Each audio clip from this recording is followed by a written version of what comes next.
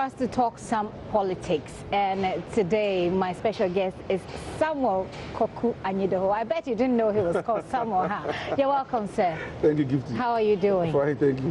Where did you discover the Samuel name from? Well, I just discovered it. Samuel, so how come we don't know about Samuel as part of your name? Oh, those I schooled with from Kotoka Primary School in Bema Camp, secondary school. Quite a few people know I'm called Samuel. But the full name is Samuel Koku Anyidoho, so it's SSK. I see, Samuel Koku Yes, or SK. Anyidoho. Yes. Now I'll call you Anyidoho. Well, no problem. That's right. I actually have a daughter called Sichope. I see. Yes. Talking about daughters, let's talk about you. Who is Koku Anyidoho? A lot of people have known you to be that loud mouth, if you don't mind me using that expression, loud mouth politician who is always saying things that people find difficult to say. Who really are you? Well, thank you, Gifty. Well, I'm Ghanaian. I was born to now retired Major General Henry Koku Anyidoho, a celebrated general of the Ghana Armed Forces, and then the late Mercy Ablami Vomao Anyidoho, but made in Chaga from Anyako. I was born at the 37 Military Hospital. Really? Yes. Grew up in Bema Camp. So you're a barracks boy? Yes. I grew up in Bema Camp. But I think we began in Drake Avenue. Okay. In Airport Residential area. You know, the military has some, bungalows there for military officers. Okay. Yeah, Drake Avenue, just around the National Service Secretariat. So I think that's where we began. Then we moved to Bema Camp proper, Labadi Villas, number 51 Labadi Villas. I remember number 51 Labadi Villas very much.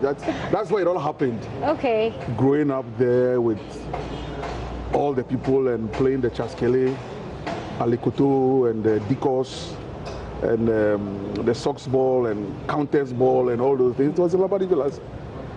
And let's say I'm the third of 7 siblings. Okay.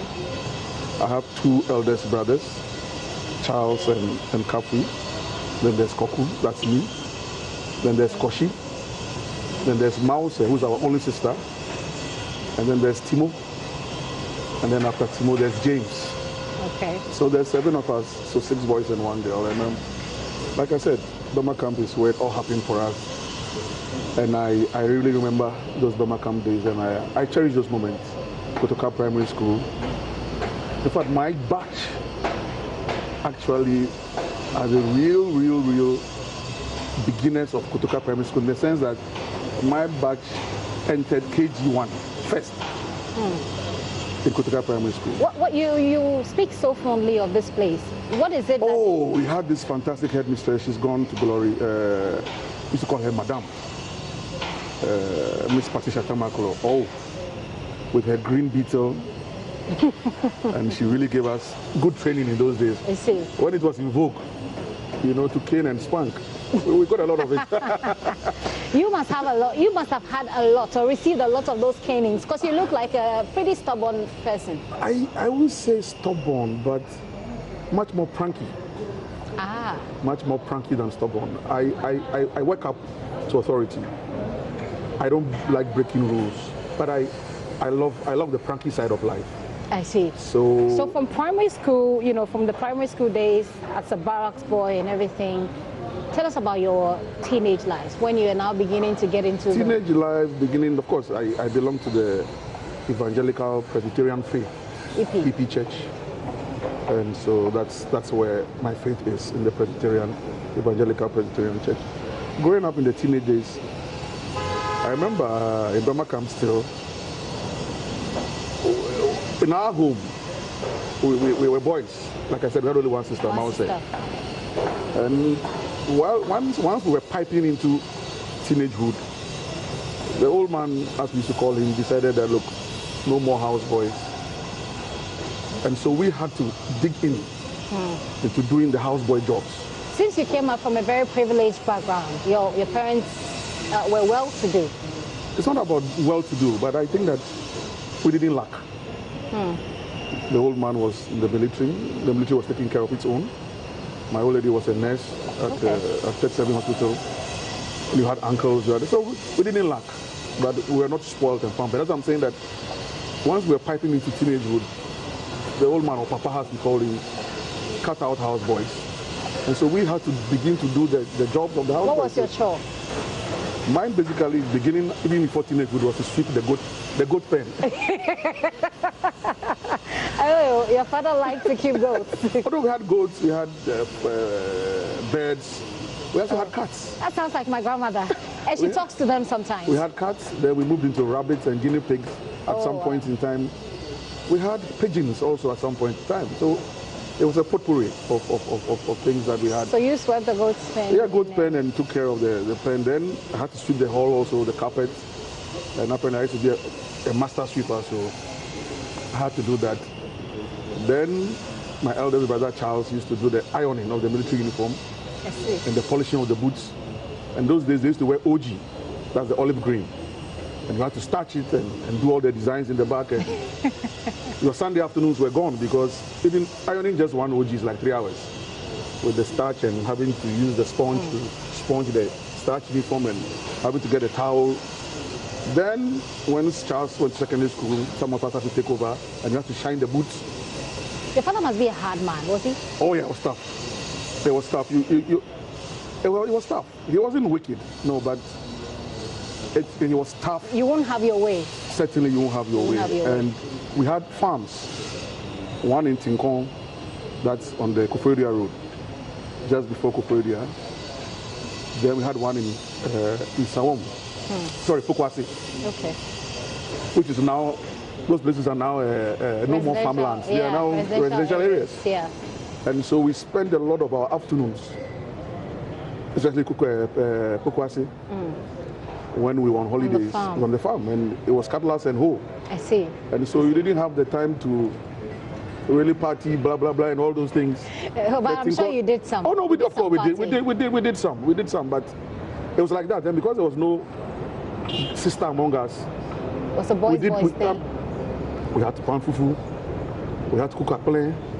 I think maybe even as late as Form 3 in secondary school, I used to carry corn on my head and go and grind either at Pawan Junction or at what do you call it, in the barracks in Burma camp. Now we're talking about a 15-year-old boy when I should be spotting some young girls in the area and wanting to see how I had to go and grind corn. But we didn't learn. We were not given the opportunity to learn how to drive even early. Okay. So that's how it was. I mean, it was like you still had to climb the ropes at all points in time. Speaking of girls, though, how many did you have when you were young? Oh no, those ones. Yeah, I remember in primary school writing some love letter, and I laughed. Don't tell anybody. We need that letter to scan it. Alarm blew during what do you call it? Afternoon classes. Oh, it was ooh. So you wrote a letter to someone and to somebody. I'm not going to mention her name. And I placed it. Are you still in touch with her? After Legon, I haven't seen her again. What did you write in the letter? Can I really remember? The first lines, at least. You know, I was so, you know, small boys, you think you are smart. So you write the letter and you don't write your name. But you describe where you live and your house number. So I guess it was coming for you. I see. So it was interesting anyway. How did you become a politician? How did I become a politician? I guess I've always been a politician. I used to grow up reading. I had a voracious appetite for reading. I read all the Hadley Chases. I read the Robert Ludlums. I read the Sidney Sheldons, and I used to watch a lot of what do you call it? Movies. I didn't like Star Wars and blah blah blah. I liked more of the, what do you call them? Investigative Thank you, stuff, and then political. The movies based on real life stories or on novels. Okay. You know, so I did that a lot, and I started reading the newspapers too very early. And I remember in those days when we had only Radio 1, GBC, it was only GBC Radio 1. You had a program called Newsreel. I don't know whether they still do it. I And then it was more of current affairs. Okay. And then I used to love What Do You Know also as well. I was really addicted to, even today, just yesterday, Sunday, I still watched Daniel Afariebo on What Do You Know. So I think that's how I grew up. I grew up with a lot of that. Political consciousness. Inquisitive brain. Okay. And then also, I lived through the events of May 15th, June 4th. I lived through June 4th, okay. May 15th in Burma Camp, growing up in Burma Camp. All the mortars that were being shelled, the Air Force jets that were, in the skies. We had to look for our siblings and run from school, get back home, and all the songs, Panam, Panam,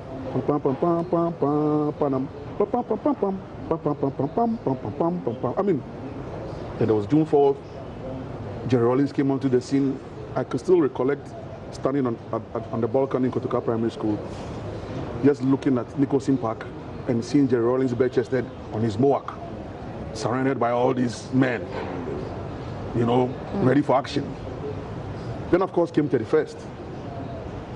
So I lived through those moments. So those are the key moments you will say those, that yes, because I can only talk about pre-independence from what I have gathered, okay, from the books and from the footages. But these were moments. These were moments that we lived. True. May 15th. How did that make you a politician then? I think having lived through those moments, and I recall when there was a call for majors and above, because that time the old man was a major, majors and above to report at LWAC, or Flagstaff House, as it were.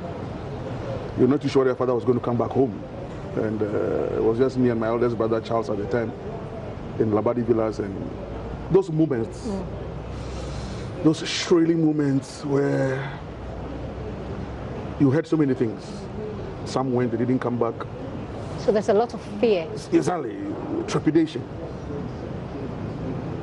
And then came 31st and all those things. But you look back. Your father was finally brought back home. Oh yeah, he came back home.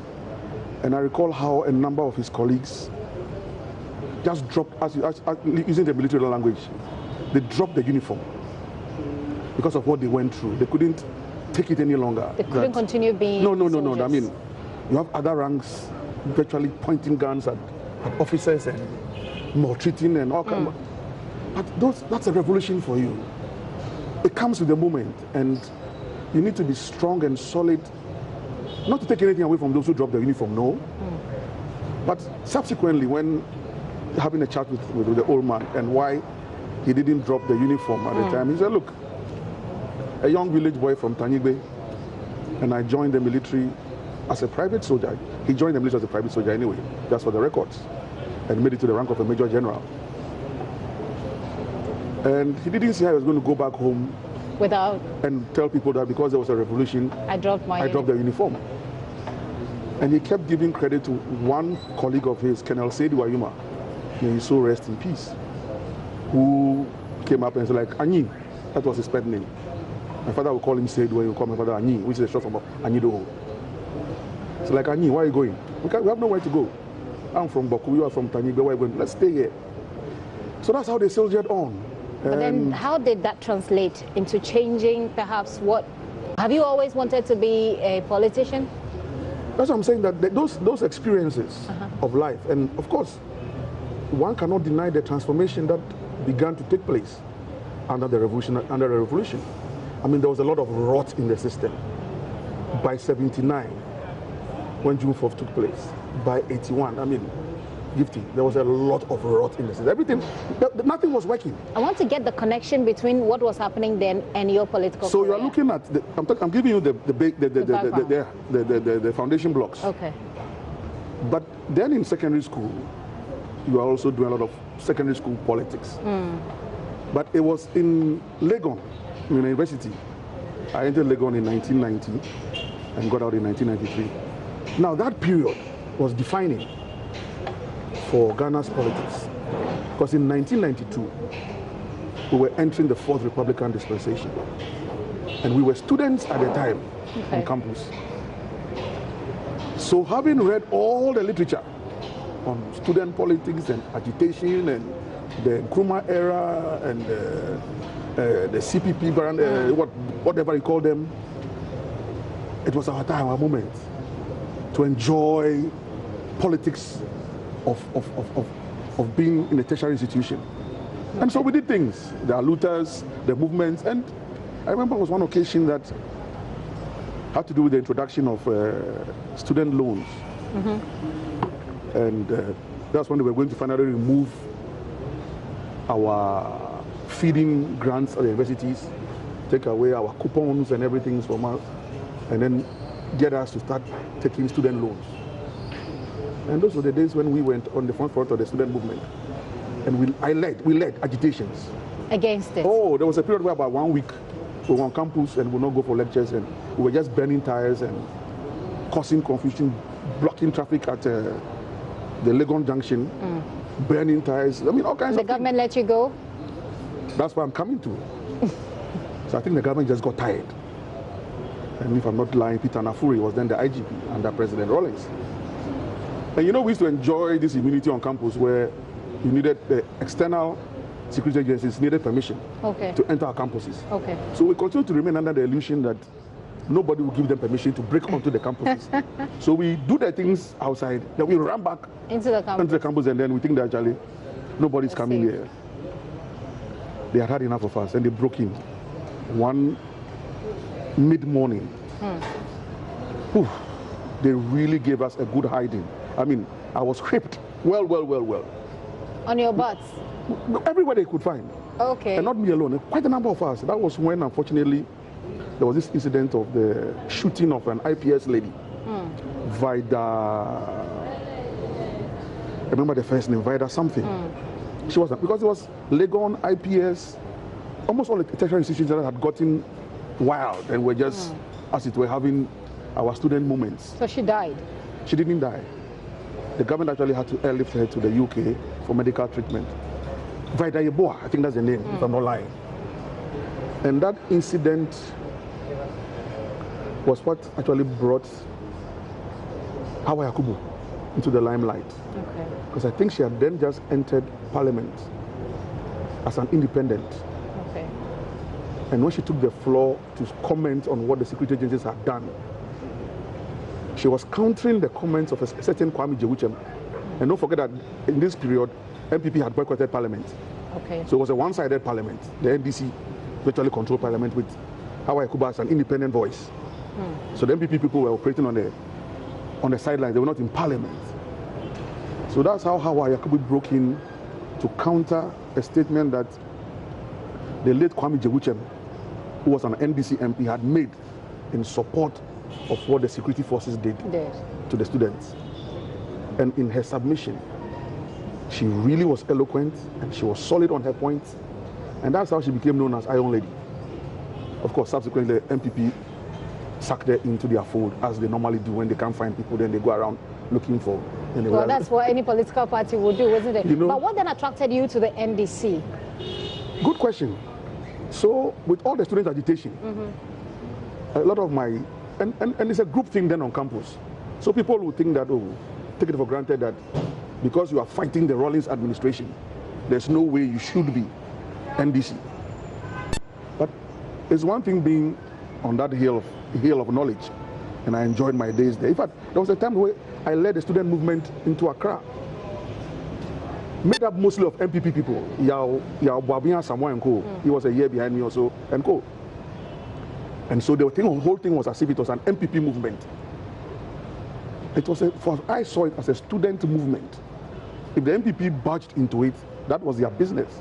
But for me, it was a student movement. So 1992, when I was casting my vote, and I remember when I cast my vote in 1992 on Legon campus. You voted for Jerry? Right in front of Legon Hall. That's my hall. I voted for the NDC. Because I had to go back and look at how far the NDC and the Rawlings, that is PNDC, had brought Ghana. Look, like I was saying, Ghana was at a standstill. So it was one thing fighting a student movement over student loan issues. But when it came to national issues, exactly, you thought that NDC was the right. And that is how I've always done my politics. Why did you think they? That's what I'm saying. That apart from they bringing the country from wherever you think it was at the time to where it was in 1992. What the MPP was not giving us any alternative. In fact, in Legon, the songs they were singing, yeah, GMI, yeah, GMI, yeah, GMI, yeah, GMI, yeah, GMI, yeah, GMI, yempe, pam, pam, pam, ba, yempe, something. There's a very nasty thing they put there to describe Jerry Rollins. You understand? Yeah. What made Ghana yours? Ghana cannot belong to you.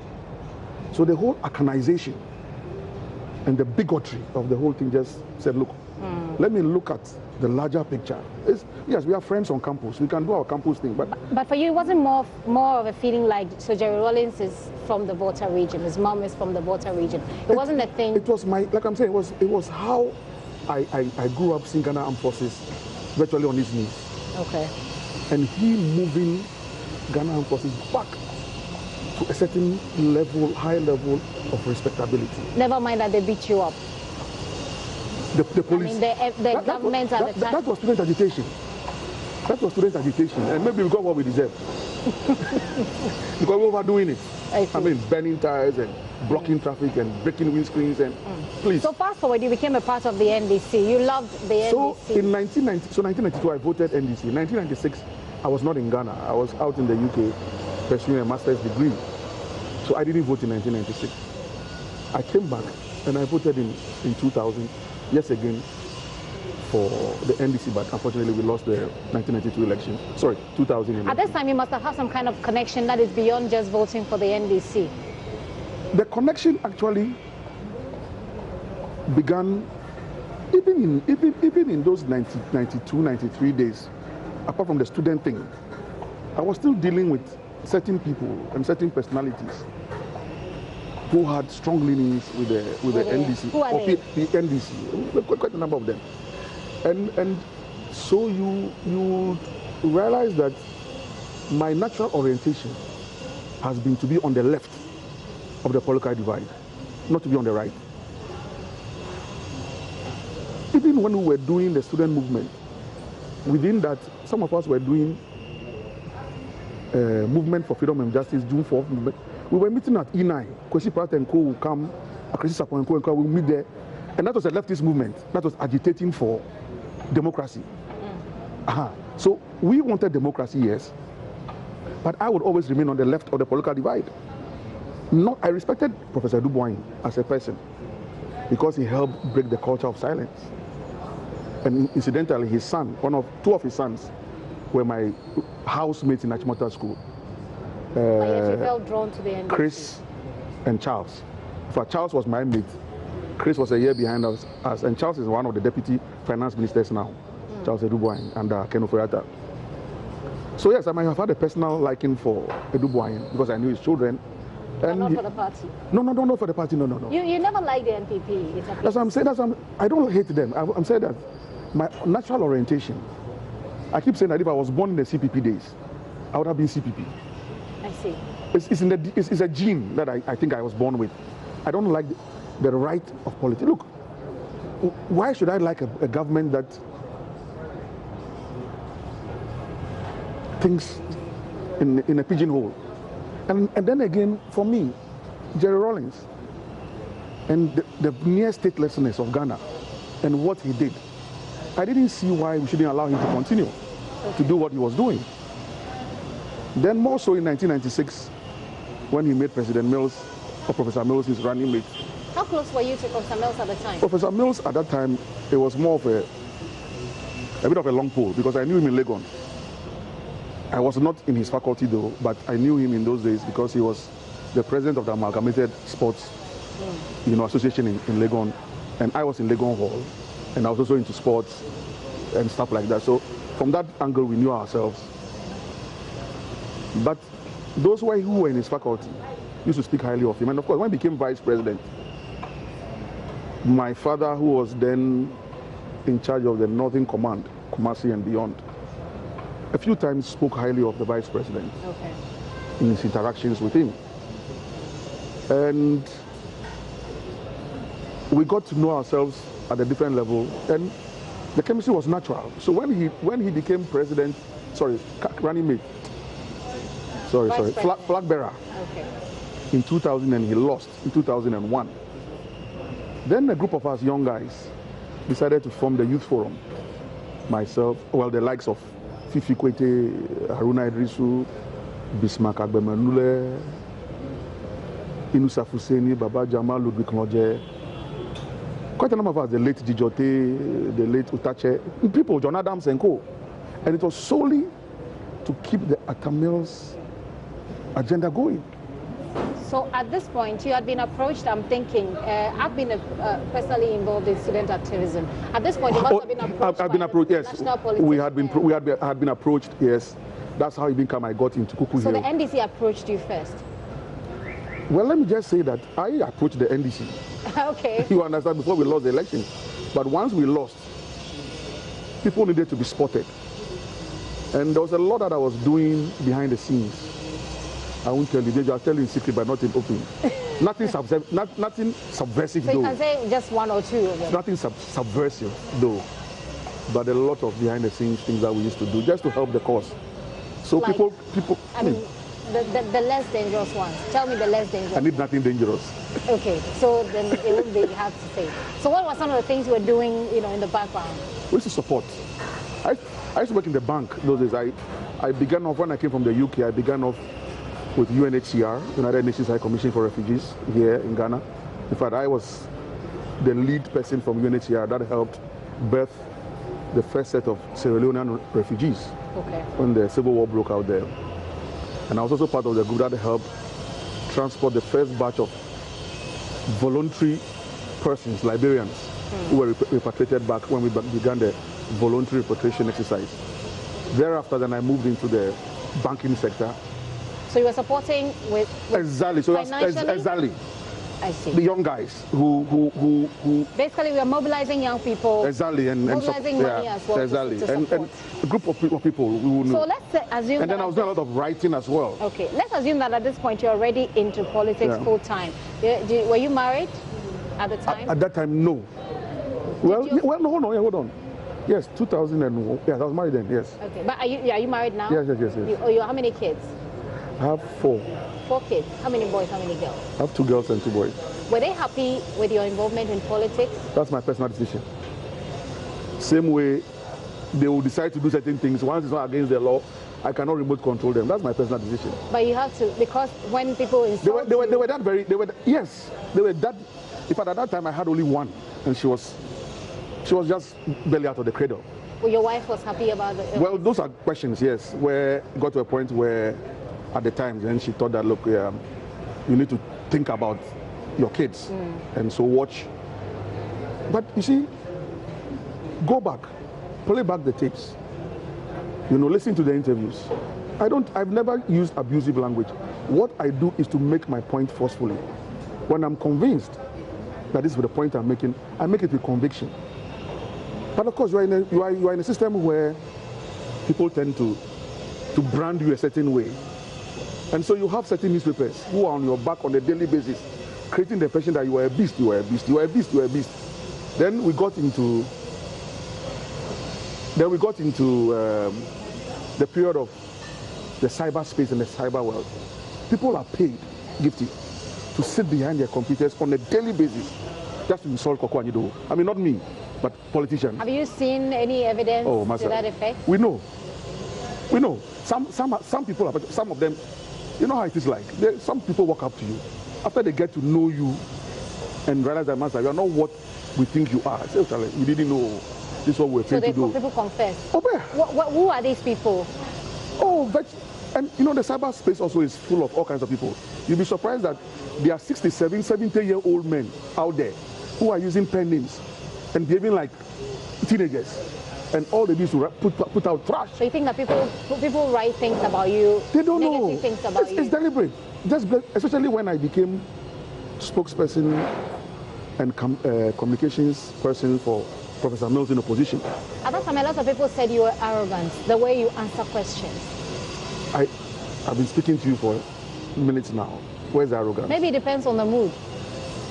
That's what I'm saying, that I make my point forcefully. And don't forget also that with President Mills, or Professor Mills, and then President Mills, I had to adopt a certain posture.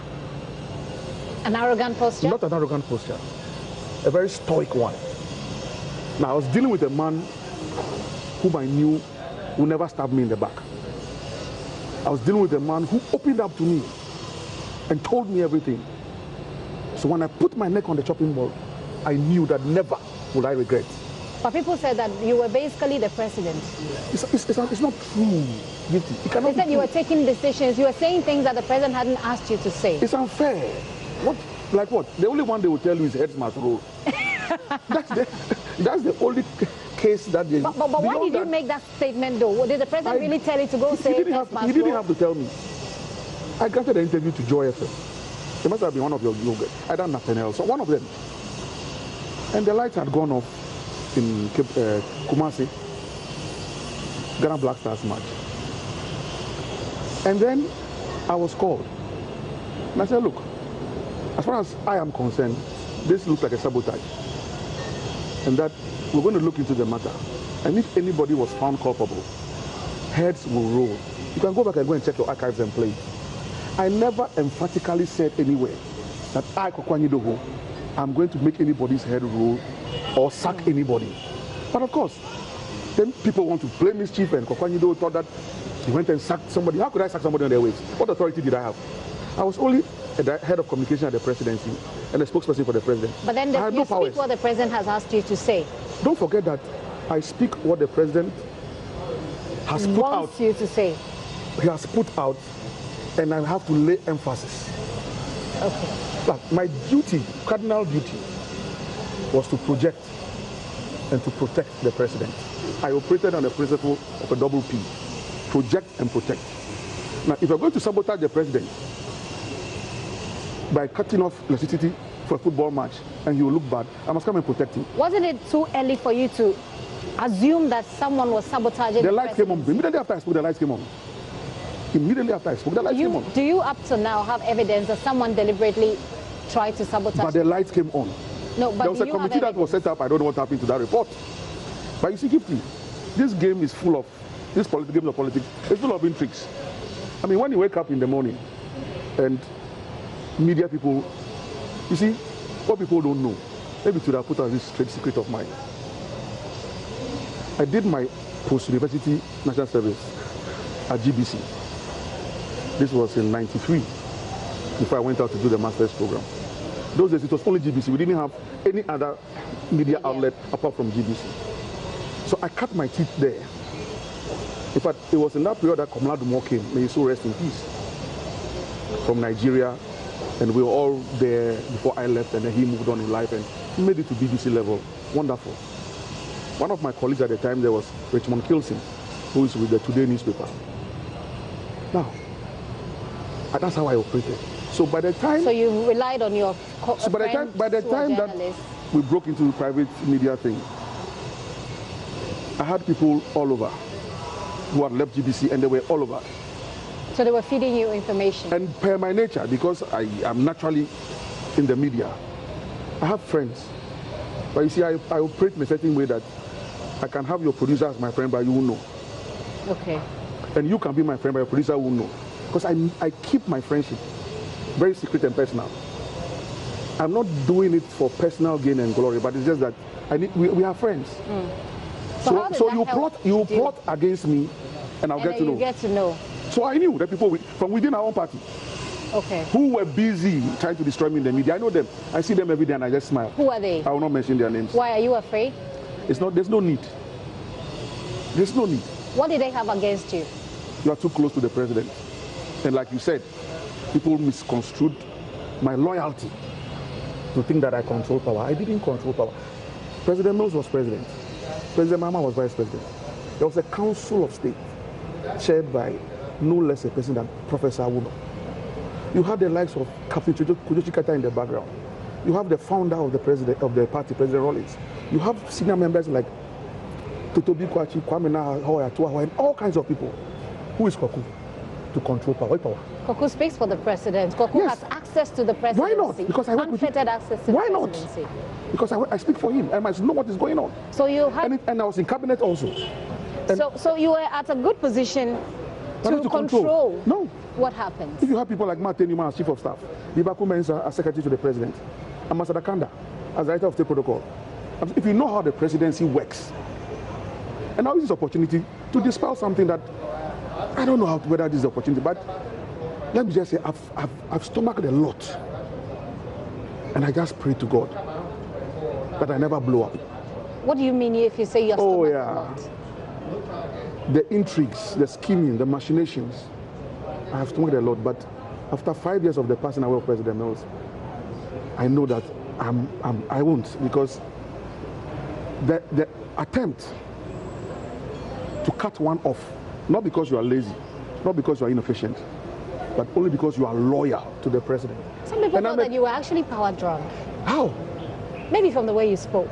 And I'm saying that I spoke only out of conviction and from knowledge, a position of and knowledge. And maybe the kinds of words you What use. words? What you tell me? Maybe I may not have a list of those words. So it means that if I actually use certain words, it would have stuck in your mind, on your mind by now. There's nothing. It's just look, and let me use this opportunity. Maybe I'll use this opportunity. Then after the death of President Mills, all the attempt to bury me with him, with some vile propaganda that I used to disrespect Vice President Mahama when he was Vice President. I used to prevent him from seeing the president. Having access to the president. Gifty, I think that you know how the castle is. Maybe you went in the Flagstaff House. You didn't? I was in the castle for a while. Though. Okay. Look at the configuration of the castle, where the Vice President's office is and where the President's office is. There's a dedicated corridor that links the Vice President's office to the President's office. Was my office anywhere on that corridor? Now, when the Vice President moves into the President's chamber, the first person he meets is the ADC, Colonel Lawson. My office was 2 floors below. So did I have some magic potion to always know that the Vice President was moving to the President's place? So I went, put a police barrier and prevent him from seeing his boss. Maybe not physically, but when there are certain things that have to be done.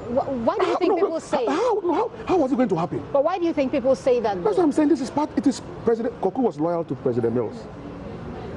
And like you are saying, he was that close to power. President Mills is gone. Why should he be close to power again? Let's cut him off. After all, what? So there was an attempt to cut you off completely. Simply bury him alive. And I say, why? We know them, but it doesn't worry me.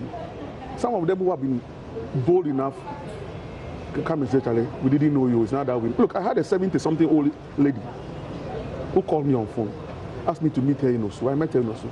She wept and cried and said, Koku, no me wa label. Afitable how keke. So it was, look, but you see, from the beginning of creation,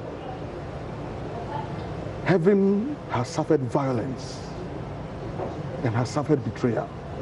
That is why Lucifer was thrown out of the heavens. But at the time that you spoke for the president, source of betrayal. What was your relationship with John Mahama, then Vice President? He was the Vice President of the Republic of Ghana. All respect must go to the Vice President. Did you accord him that respect? Why not? Let me just go back to it. All the things that what will make me hold the Vice President's shirt? And I'm hoping that one day I'll have a one-on-one with him. And we can have this chat and know that between the two of us, we can dispel it. So it's been 5 years now. You still haven't had a one-on-one chat with him? No. Why so? I don't know. Did you approach him? Did you try?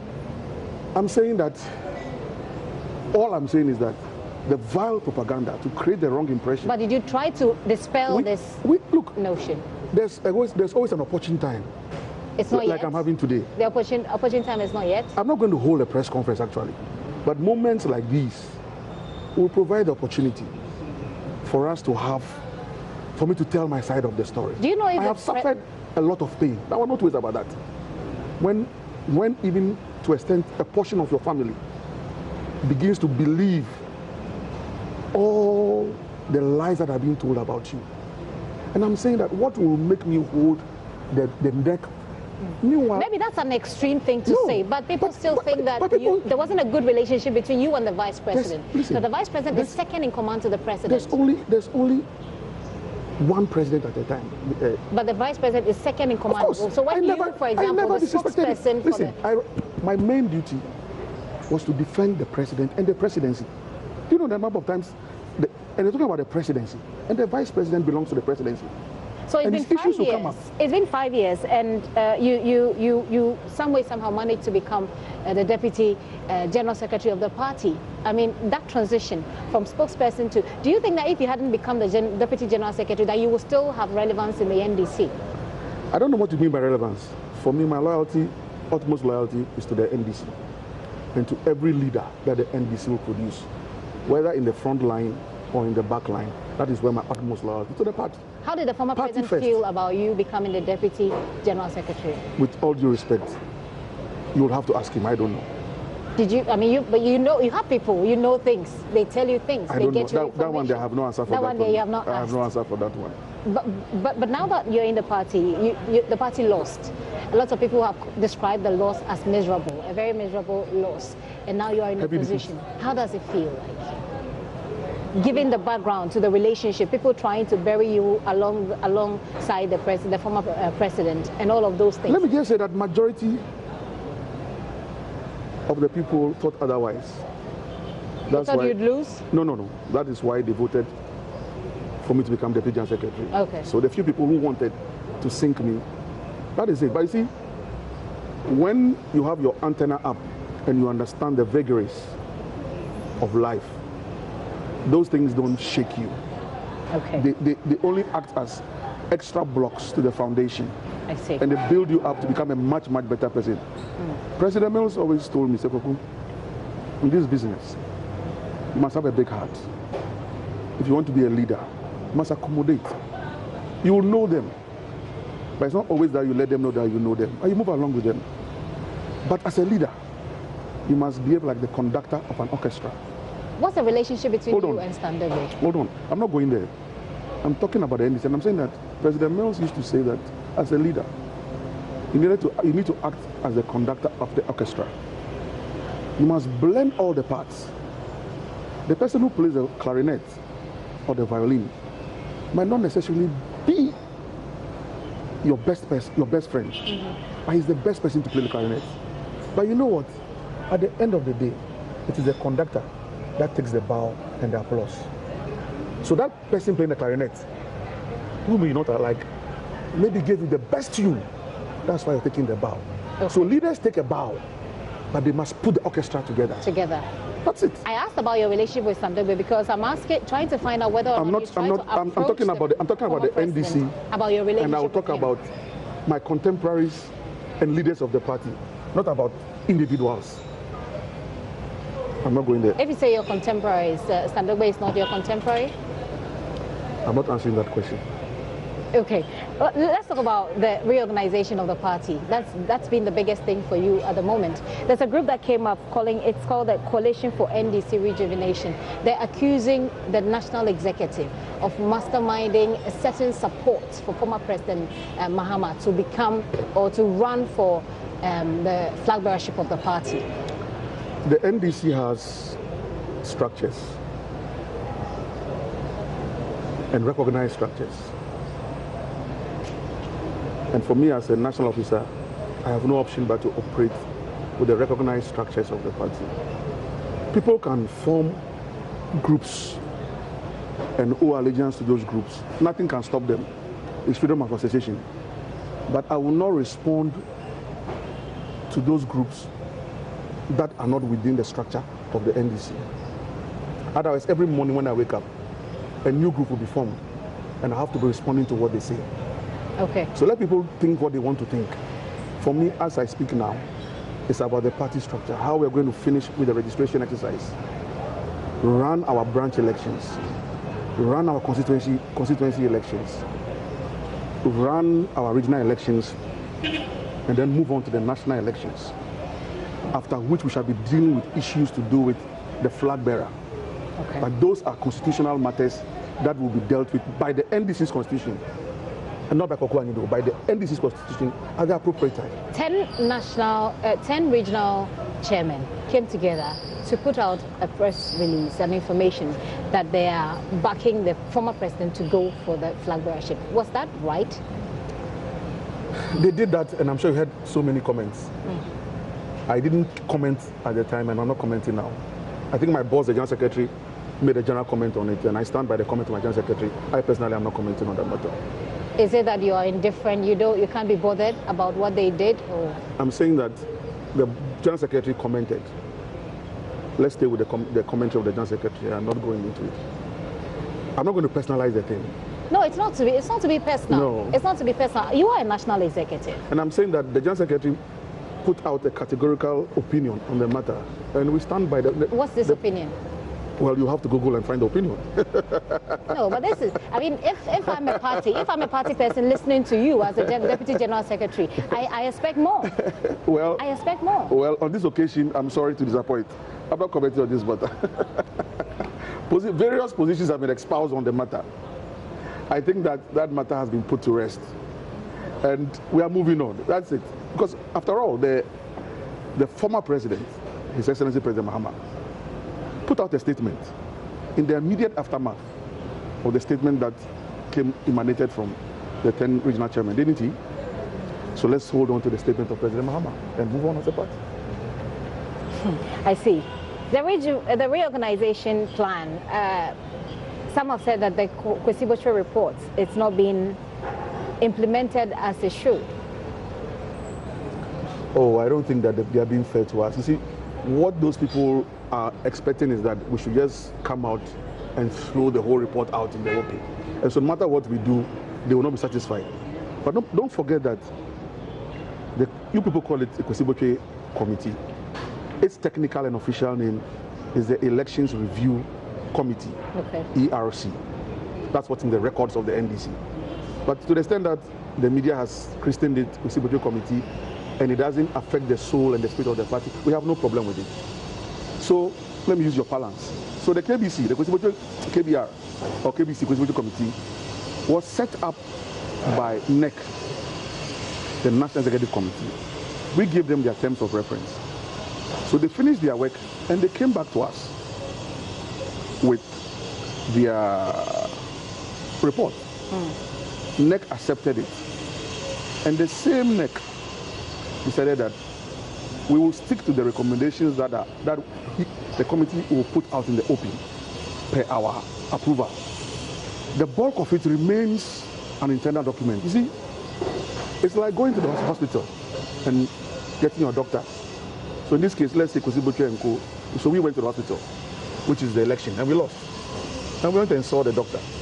The doctor says we go to the lab for a lab test. So we've gone and done our lab test via the Kwesi Botchwey Committee. And they brought the report back to the doctor. The doctor, why should the doctor go and put the lab report out in the open? It's confidential. But you kept saying we, and we means that it's a party, and you have a lot of people, those on the grassroots, everybody is the we. Yes. Now the we want to know what is wrong with me. You are not giving them the opportunity to know what is wrong with them. The we voted NEC into power. So NEC derives its main power from the we. The report emanates from the we. It was generated from the grassroots. Don't forget. So they know what they told the committee. Now what the we want is that, to the extent that their elected representatives begin to address their concerns, then they know that the committee's report is being implemented. Isn't it justified for them to ask whether or not what they told the committee is well represented in the report? And for that matter, they need to see the report to confirm. Well, once we are doing what they expect of us, they will know that they are, for example, a major issue was the biometric register. That we complained a lot about, that they didn't want it. So NEC has taken a decision, and we are retooling and re-engineering the process. And we happy down there. That's what it is. Now let me tell you, one of the major reasons why we will not and we shall not put out the report is because it is so detailed and even recommends strategies for winning 2020. Why should we put out strategies for winning 2020? Okay. Now, over 1 million of our supporters didn't vote for us. Yeah. Am I lying? And they've told us why they didn't vote for us. Why should we come and tell the whole world why our people didn't vote for us? We should keep it as a strategy. And now they are telling us that if you do X, Y, Z, we can win 2020. So why don't you give them a part of it and leave the rest? I'm saying they know what they have told us. And they want us to do according to their their wishes, not their bidding. Their wishes. I've spoken to a Kospio Gabra, for example, and he says that he thinks that it is very wrong. And here's a person who wants to be flag bearer of the party. He's made that quite clear in no uncertain terms. He says he thinks that it's very wrong that the national executive, including your very good self, have kept the report under lock and key. It's not our personal decision. It's the decision of NEC. And I'm saying that if we're elected executive, you have no option. You see, when you are not an elected executive, and that's it where you are a free atom, I'm sure you can say, now, for example, people say, you Koku, why are you not supporting X person? Who is X? We have so many of them who are out there. I'm just giving I'm giving an example. Okay. That you say you're not supporting X person, or for example, let me use you, you're not supporting Gifty. Gifty is not contesting. But during President Milson's time, during the primaries, you were the spokesperson for President Professor Mills at the time, when he was contesting Spiogabra, Eddie Annan, and Alhaji Muhammad Idrisu. Today you say you won't support anybody. It's because you have a bias. I say, you see, we're getting it wrong.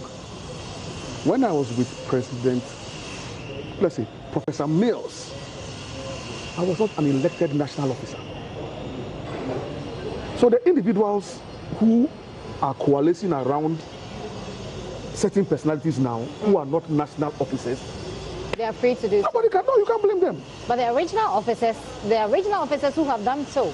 Well, that is why we are saying that the General Secretary has spoken to that effect, because it's a constitution. And don't forget that at the national level, has the General Secretary endorsed anybody? Has the national chairman endorsed anybody? But the regional chairman, that matters. Fine. There are people who but I'm matter. saying that has the chairman endorsed anybody? The constitution frowns on that, on what they've done. So the NDC constitution frowns on that. That's why I'm saying that that matter has been dusted and put somewhere. We will not resurrect it. But I'm just giving you the general structure. So today, as a Deputy General Secretary, my job is to make sure that I support my colleagues, support the party. Gifty, if there's no party, there's no you. Exactly. Okay. Well, you're still watching my conversation with Koku Anyidoho. The party is the most important thing. Just so you know, his full name is Samuel Koku Anyidoho. And we've been talking his life, how he got into politics, and his role as then a spokesperson for President Mills. It's a thing that people have, for which people have tagged him arrogant. He said he's not arrogant.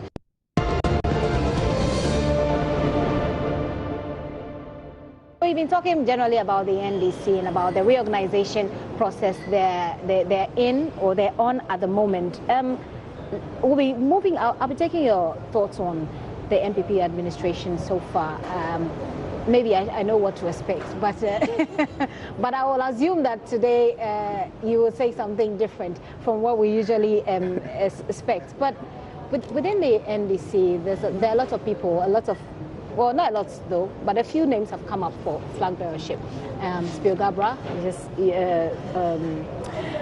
Professor Joshua Alabi, Alban Bagbin, I'm not sure. I heard at a point he's withdrawn. Harun Idrisu, of course, also we had, I mean, it was a joke some way, somehow. But some of these names have come out. Sylvester Mensah is out there as well. What do you make of all of these? They are Ghanaians.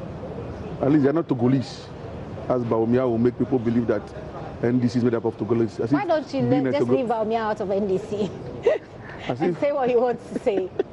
Okay. They are Ghanaians, and they are bona fide members of the NDC. They've served the NDC in various capacities. Nothing stops them from declaring their intentions. Nothing stops them.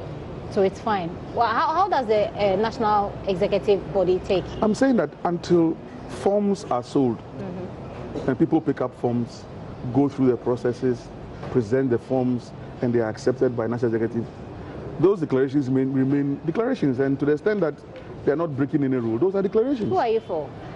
Not that I expect you to answer, but I'm for the NDC. Yeah, for the NDC. Party first. Assuming you were not national executive, who would you know? No, I mean, we all have our biases. You are asking me to conjecture. No. And orbit in realms. Assuming of all of these names were on the table and they're taking forms, picked up forms, who would you have, gone for? I'm sure if I was not a national executive, maybe they would have approached me. And depending on the approach and the reasons for the approach, I will decide to support somebody. What is the approach here?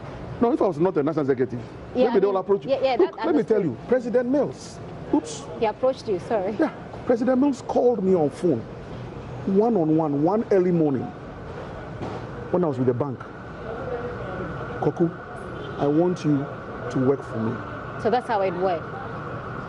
So if any of them... It's like in Christendom. When you have a calling, your loyalty is to Jesus the Christ and to Yahweh. So if any of them should approach you... That's why I'm saying that at that time, I was not a national executive. Not a national executive. And somebody called me, somebody identified something in me. It was a calling. And he called me. He held me by the work. I said, wow. At that time, me myself, I was getting tired. Of politics? Oh no, of the banking sector. It was not becoming, it was too monotonous. Okay. And I don't think I love too much monotony in my life. So it was a timely call? It was a timely call. And so when he called me that morning and said, Koku, I want you to work for me. I said, oh my God, you've heard my prayers. Of all these millions of Ghanaians, he wants me to work for him.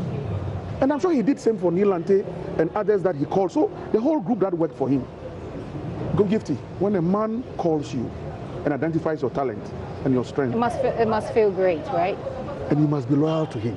Okay, so if Professor Mills were to be alive, you spoke for him for a very long time, and you've been close to this man. If he was to be alive, which of these people do you think he would have chosen if he had the opportunity to do so? President Mills would have wished the best for the NDC. That's what I wish for the NDC. I want us to come back in 2020. Whoever the party decides must lead the NDC into 2020.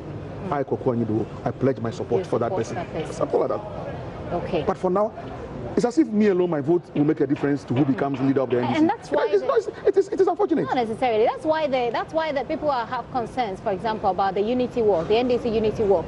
They think that almost all the time, former President Mahama is allowed to speak, and they think that it's becoming a way of promoting him of sort, because there's pressure on him, apparently we've heard, to go for the flag bearership. No, you see, whether facts are facts, and that's me, I speak the facts. President Mahama has been leader of the NDC before. Is that not it? He's the immediate past leader of the NDC. He's the immediate past president of the Republic of Ghana. Right. No matter what people say, he's held those key positions. And so forever in his life, those positions will leverage him somewhere along the line. You understand?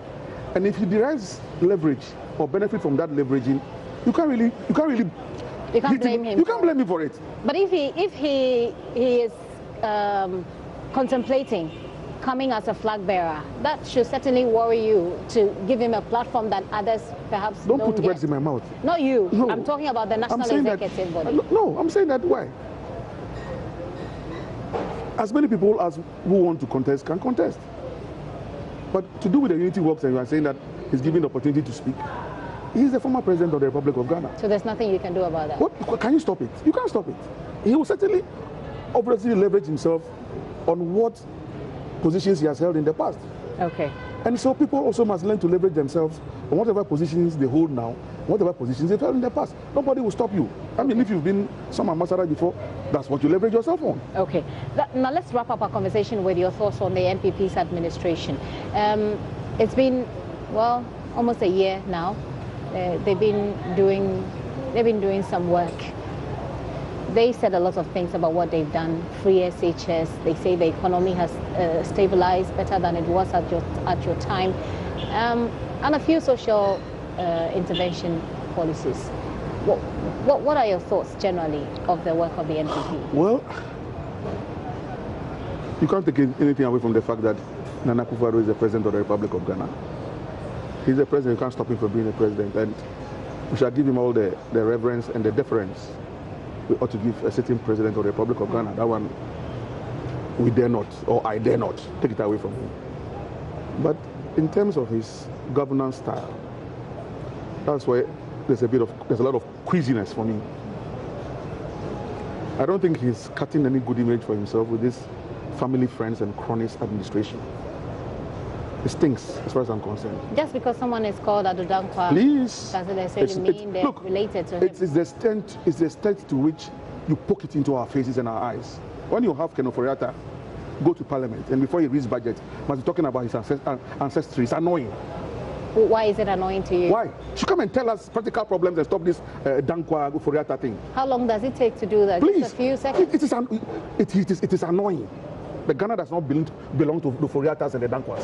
They didn't say that. He didn't say that. He can Ofori-Atta. When I talk about the friends, cronies, and this is when I come in, and I come in with a push, because look, Ken Ofori-Atta has surrounded himself in the financial sector with all his data bank cronies.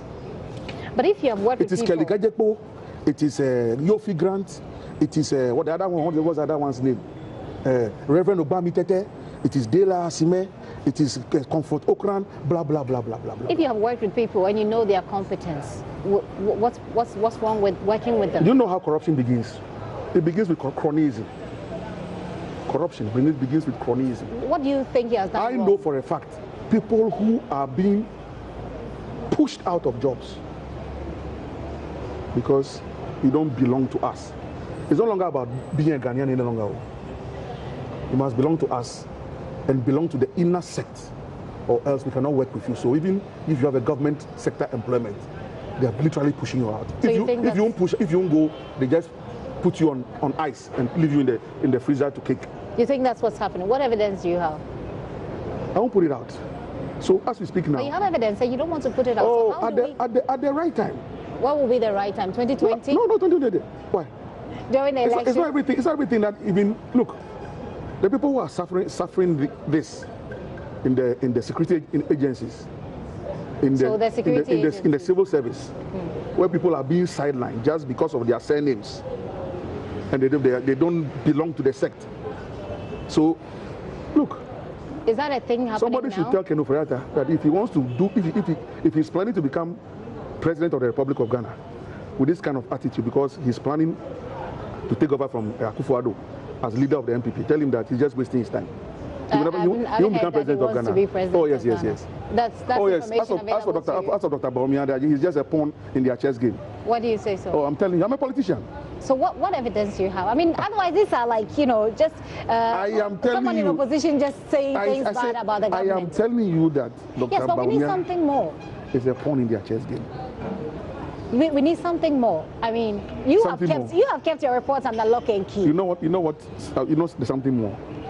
Have you noticed that anytime Ken Ofori-Atta is going to read the budget, Bawumia is literally carrying his briefcase into the chamber of parliament? He's there to support. He's the head of the economic team. Bawumia is the leader of the economic team. So he's Vice President of the Republic of Ghana. What's wrong with that? You should be carrying the bag of your finance minister. Does he carry the bag? The finance minister carries the bag himself. He just goes to sit there. He's literally carrying. What kind of report? He has got no job. So you think that the NPP is grooming Ken Ofori-Atta to become president? You watch that space, but that would be the final nail in the coffin of the Achim mafia. So then they will go and rest, whether in peace or not. I don't know. How do you mean with that? They are singing their swan song into political oblivion. That cabal. How would you react if someone says that? Listen to someone in opposition just speaking with I know what I'm talking about. You know what you're talking about. Even this whole attempt to rewrite Ghana's history and impose Dankwa on us as the doyen of Ghana politics already is dealing them a hefty blow. They don't know. What kind of blow? This Achim group of people. Look, Gifty, Ghana belongs to all of us. It's good to have your family and your friends and no problem. But when you are doing it, why didn't they accuse President Mahama? When President Mahama was not doing anything compared to what they are doing. Compared to what they are doing. President Mahama was doing nothing compared to what they are doing. Go to the Flagstaff House and go and see what is going on there. What's going on there? Oh, blimey. What's going on there? That's so different from what was going on when. You were there. So maybe you know what was going on. I don't know. No, I mean I don't know. I'm asking. You were there. Maybe I wasn't there, so you know what was going on there. No, it's your party. Well, it's your party that was in government. Well, I am saying that from what I know. Apart from the family and friend and the chronism that you're accusing them of. The inconsistency and the failure in their policies. You see, the failure in their policies? The governance is not an alligator race. Governance is not an alligator race. You need a lot of caution. Why do you think they have failed? It's just a year, though. They are failing in the speed and the rush with which they are attempting to implement all their policies overnight. How do you do that? So I've just heard this afternoon teacher trainees who were promised allowances. The allowances are not going. In the health training sector, some discrimination going on there. The students of hygiene are not getting theirs. Are they not part of the health assistant trainees? On the area of free HHS, Charles Des came out saying that, look, the 20% that was allocated to them is not enough.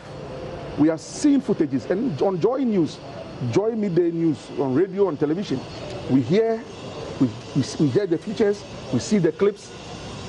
Children are suffering. They are sleeping in the open. When we were busy eliminating schools under trees, they are now introducing eating and feeding under trees. Now we are hearing, we're talking about arrogance. You want to look for arrogance, go and look for Napoleon, whatever his name is, Machopuku Prempre. And he has the effrontery and the audacity to be insulting, Nana Poku. Nana Poku, yeah. This is the first time I'm hearing it. Yeah. So that's his house name. You think he's arrogant? Oh yeah? You are looking for a personification of arrogance? Go look for Napu. He has the effrontery to be insulting Professor Jena Nopuku Ajima. After all the hard work that we did, if nothing at all, we shall credit her and the Jamama administration for the hefty infrastructure in the by way of the community-based secondary schools. Do you see anything good in the NPP administration so far? What I see good is that God is making us see them for who they are. So that next time we take a decision, we will not give them power again. Essentially, you don't see anything good. That's the functional aspect of their presence. From a sociologically functionalist theory perspective, the good thing about their coming is that it has allowed them to compare notes. But in terms of policy and what they will leave for Ghana as solid legacies, if the way they have begun is anything to talk to, to look at, then I don't see what heavy things are going to leave for us in 4 years, apart from a failed educational system, an economy that is going to hit an iceberg. And this is you speaking as a Ghanaian, not as a politician per se. Well, I'm sorry that I have to speak. I'm not praying doom upon the nation, but these are the real facts.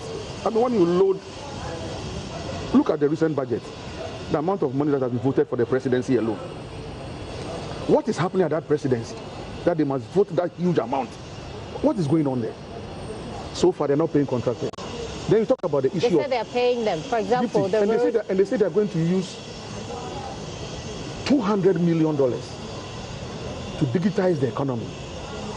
Now you tell me, even this one that Baumia did, all the noise and all the corruption surrounding it, that so-called house address system, how does it benefit the farmer in Tanyigbe? How does it benefit the fisherman in Anyaku? So basically, you don't see anything good. No, you tell me.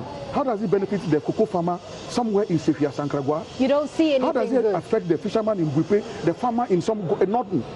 Now we're going to spend $200 million on some so-called digitization of the economy. You know what? That is a conduit for stealing, white-collar crime. Because they will get 3-4 IT firms that belong to themselves and their cronies and give them huge contracts like they did with this GPS thing. Something that should cost less than $50,000. They paid close to $3 million for it. That spread pockets. So essentially a year. It's been a year on of the NPP administration. You don't see anything good. Invisible forces, Delta forces, crime on the loose. You don't see anything good. There's nothing you can say, pinpoint and say, well, this is good at least. Nothing. I may need some eye drop to clear something off my eye to see something good about this government. Right. We're wrapping up this conversation. So it's been very interesting having you. But I think that for us as Ghanaians and as a nation, we must once again applaud ourselves for being on a certain pedestal when it comes to democracy. So to the extent that the MPP is helping us achieve that level of democracy, no matter how they hit an iceberg as a government, at least our democracy is going, but at a very high price. Okay. How do you want people to remember you, Koku Anyidoho? Apart from this thought of you being arrogant, someone who speaks, uses words that could have been, uses words to say things in which people think could have been said differently. Because I'm a student of language. And it's not a crime for me to command language. So how do you want Ghanaians to remember you? For me, I wake up every day and I walk around and I get people who are coming up to me and say, "Oh, Koku, thank you. We now understand you. We didn't understand you before." I'm hoping that more Ghanaians will understand me. And then when I'm remembered one day, the understanding will be great and deep. And the realization will be that here was somebody who just came to serve his God and his country. He might have done it in very interesting ways. At least you admit that it's interesting ways, the way you behave, or the way you do your things. Look, when I meet people who don't know me, and they get to know me for who I am, and they're like, "Wow, we didn't notice how simple and down to earth you are." I'm excited because then those ones become like Paul.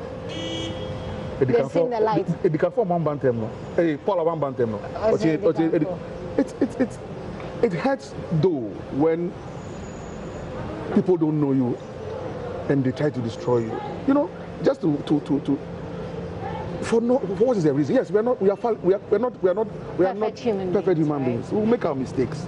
Why not? But when there's a deliberate conspiracy to destroy, just because of your loyalty to a certain president, you think that has and not been because you your were disloyal to anybody. Politics? It's not a bane. For me, it has toughened me. I think that it has helped me. It has opened more doors. It has toughened me up. And like I'm saying, I have no vindictiveness in my heart. I've let go. I've moved on. Okay. And I take pride in the fact that... How do you relax? How do I relax? Oh, in the fact that, you take pride in the fact that you're going to say something. I take pride in the fact that I served a president whose only intention was to serve his country well. And I was part of that inner sect that helped him serve. How do you relax? Subsequently, I also take pride in the fact that I'm serving the NDC in various capacities. And I hope to do so in more capacities. How do I relax? Yes. What makes you happy? What makes me happy? When Arsenal wins or House of Folk wins. Oh, you love Arsenal. Okay, then that makes two of us. But yesterday someone was telling me, a human being loves Arsenal. Who does that? And I'm like, Gypsy does that. So let's say that between you and I, we are queer human beings. Oh, yeah, well, maybe. No, but beyond that, I take a lot of inspiration from praise and worship. Oh, really? Yeah, that's where I draw my spirituality from.